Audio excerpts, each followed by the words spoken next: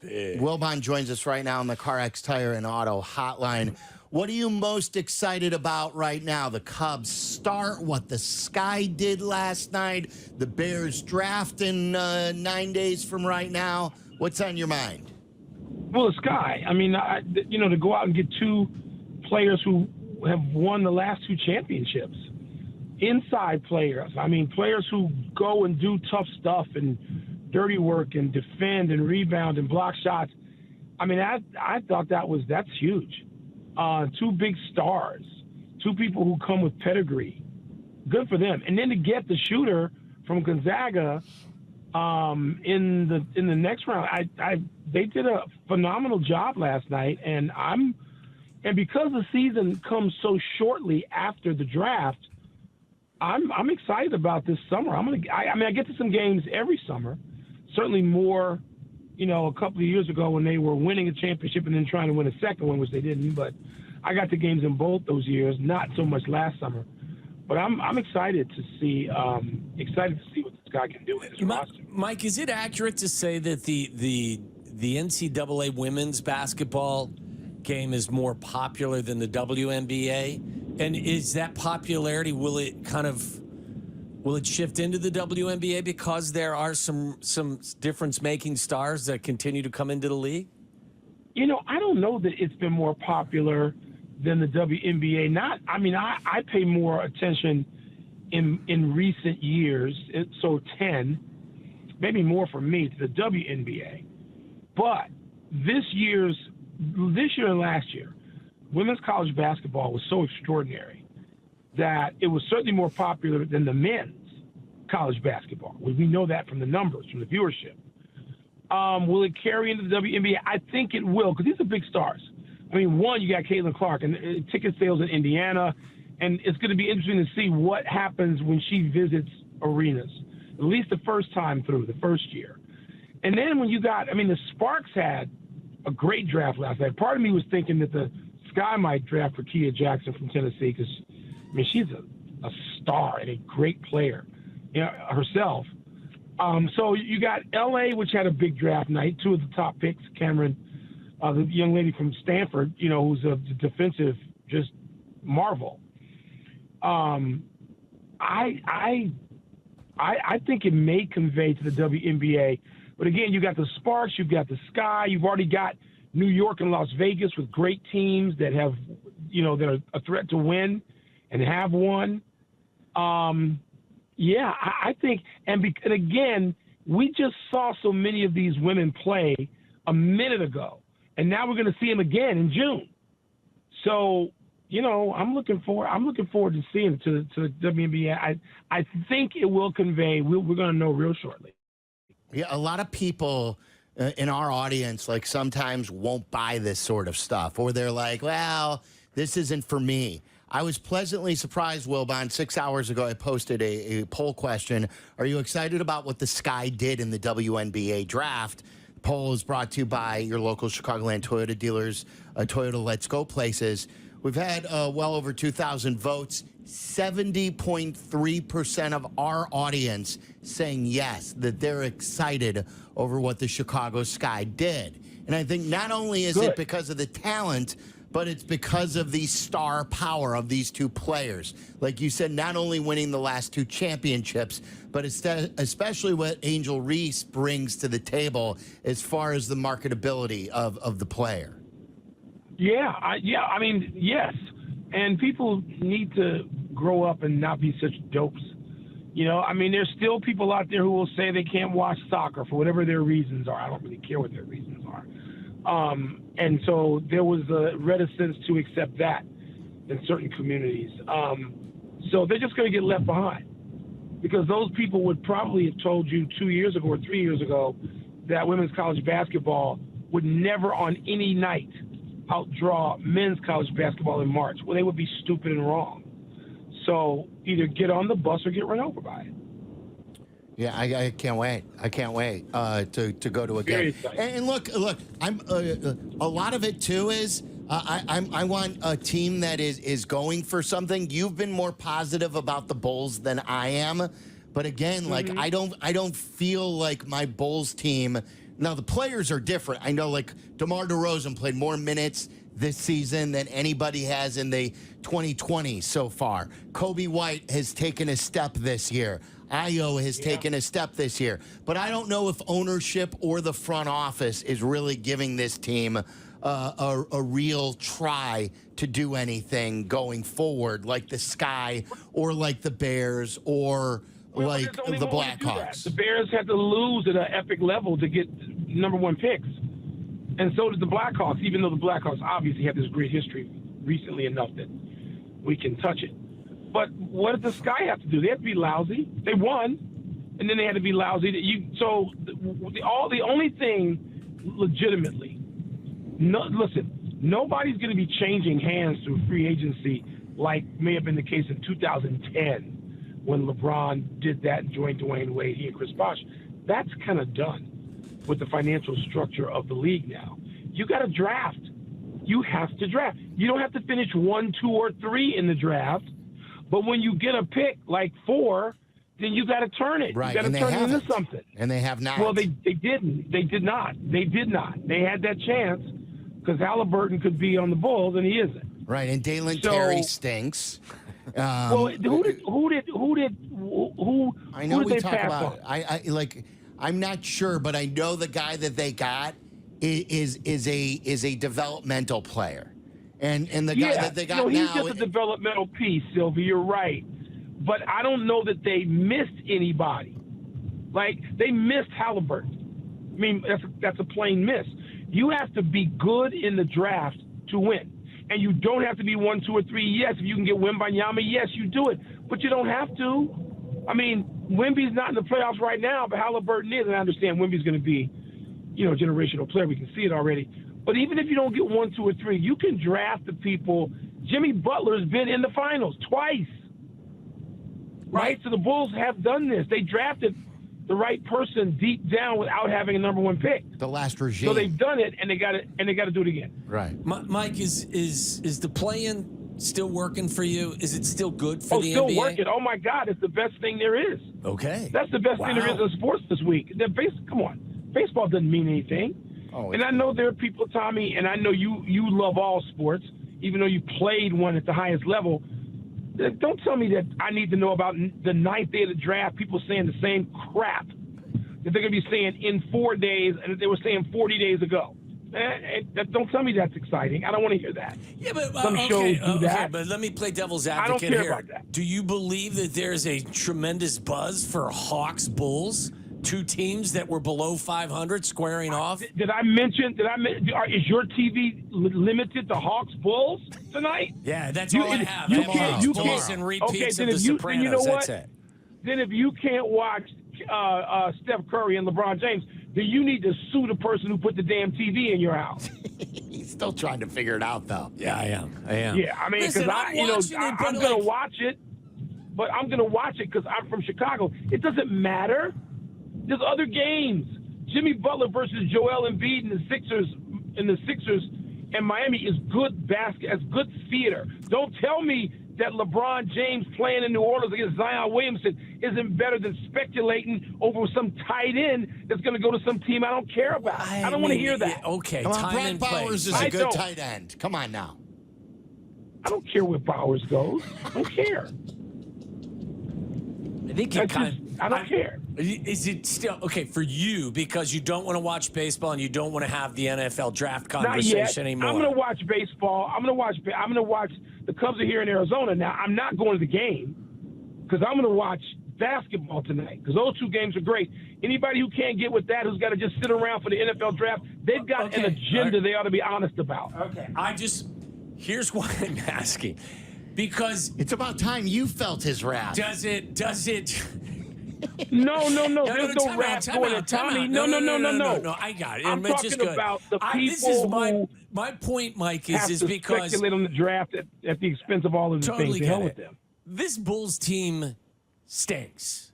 They're 4 games under 500, and because they get into the play-in game as the 9 seed, I'm just a little puzzled as a Bulls fan. Does that serve as a reward to the ownership group And does it give them an excuse to say, hey, we're close. Stay we're the really course. close. We're going to stay the course. No, it gives them an excuse if they get playoff games and you make whatever $2 million a playoff game. But Mike, but That's like pretty that simple. but that was rewarding mediocrity at best, and that's why I'm saying. Okay, that's fine. Mediocrity in every sport is rewarded, all of them. Well, we need to stop doing that. Let's stop doing that. Well, I don't know who the we is. I'm not going, but again, you're fixated on the Bulls. I mean, fine if that's what you guys want to do. Well, I mean, I'm not, and I've been a Bulls fan longer than both. I've been paying attention to the Bulls longer than both of you put together, and so I've been paying attention since their first inaugural season.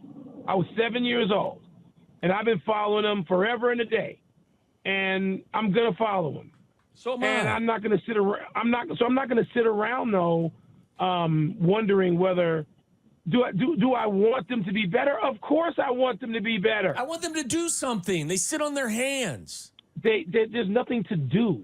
Oh, There's something to do. You got to draft. I gave you what to do, and if you don't want to accept that, that's on you. Michael, they haven't made a trade in over 30 months. It's not about the trade. Well, it's about the drafting. Well, right. They've They got haven't to done get that it right, either. Sylvie. Right. Well, they haven't done that either. Well, but what if you? Okay, all right. I accept that. Do you hear me arguing with you?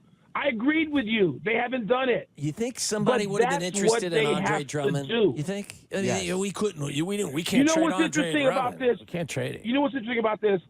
So I think they should have traded Caruso and Drummond. Yes. And here's the reason, but it doesn't mean it's going to make them better short term. But they're trying. The question is, did that? I don't care about fake. That's fake hustle. To steal a phrase from Mark Jackson. I don't care about being the 9th seed playing in the playoff game. That's fake hustle. But that's actual playing. Don't give me fake hustle with. They should have moved the. They should have moved the deck chair. Your favorite teams are under 500. That's not good enough.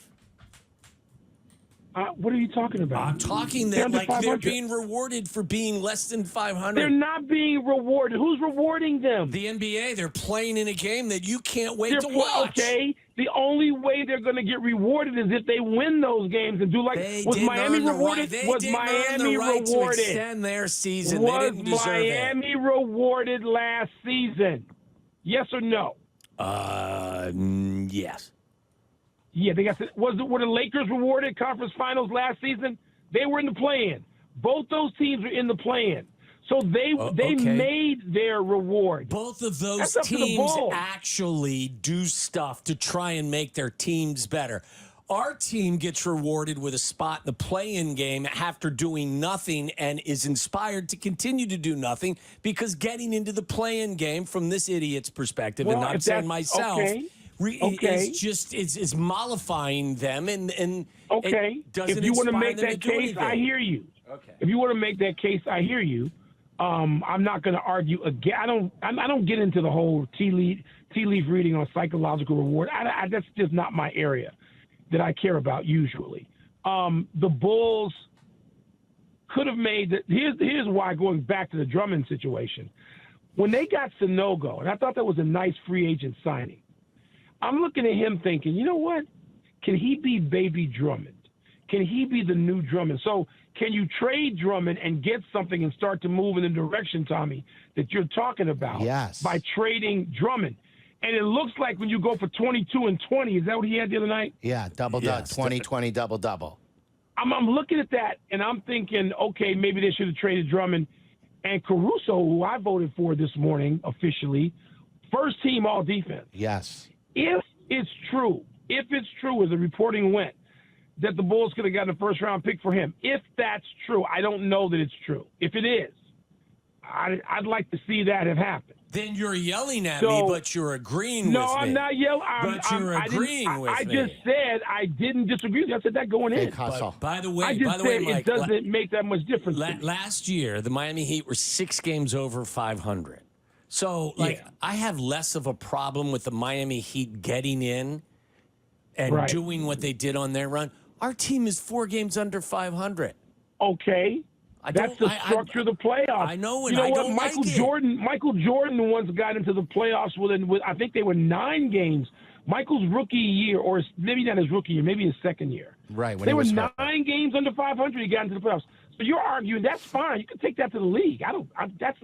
That has. Can I get Adam Silver's number when we're done? I want to call him. You have Adam Silver's number, don't you? Do you text Adam Silver, by the way? Maybe once in a while. Oh, nice. Is he happy? Okay, so this is the essence of my question.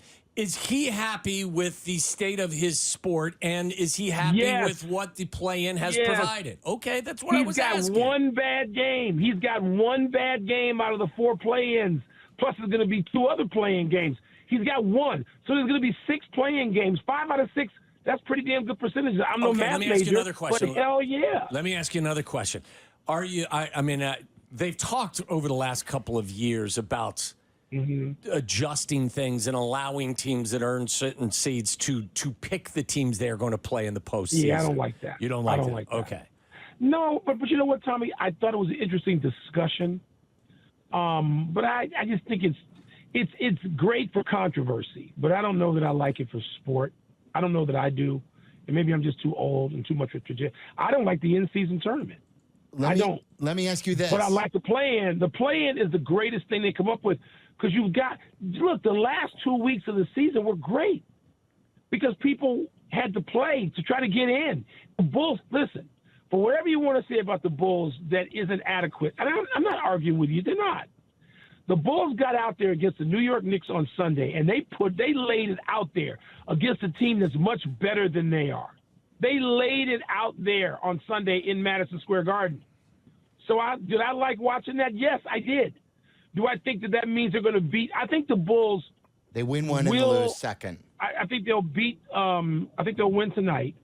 Tomorrow. I mean tomorrow night. I think they'll beat Atlanta, and then I think they have no chance against Philly, none. But I do think if Miami wins, I think the Bulls can beat Miami to get into the playoff series to get their brains beat in by the Celtics. Okay, so if they go to the Eastern Conference Finals, the 3 of us are going together to watch them play. They're not going to the Eastern Conference Finals. I just Finals. want to get his ticket from me. They're not even beating Boston in 1 game if they get to the first round. I doubt they'd get a game. I doubt they'd get a game on Boston. Let me ask you this. This has always been my want. I want a conference-less postseason now. I want the best 20 teams and bracket them. 20 against 1. I don't mind that. I don't mind that at all. But Michael, you know now in the NBA, what are the rivalries? The rivalries are just players. But like the Bulls and Knicks really aren't a rival anymore. The Bulls and Pistons aren't a rival anymore. It could be though, Sylvie. It could be if they're good. If they're good. Yeah. But they're right. When the teams are good, they could be rivals. The players dictate the rivalries in the NBA. Agreed. Let's get it going. I would love to see. Now, I've been for that. I've been for just going, 1 place, 20, 2 plays. I've been for that. I've been for it. So I'm not going to argue. Just like I'm for getting rid of the All-Star game as is and bringing in a U.S. versus international format. So there's some things that I am for, and I'm loud about those. And there's some things that I'll applaud and I'm loud about that. And just like I've said all year, I'm one of the few who still doesn't like the in-season tournament, and so I'm gonna boo that.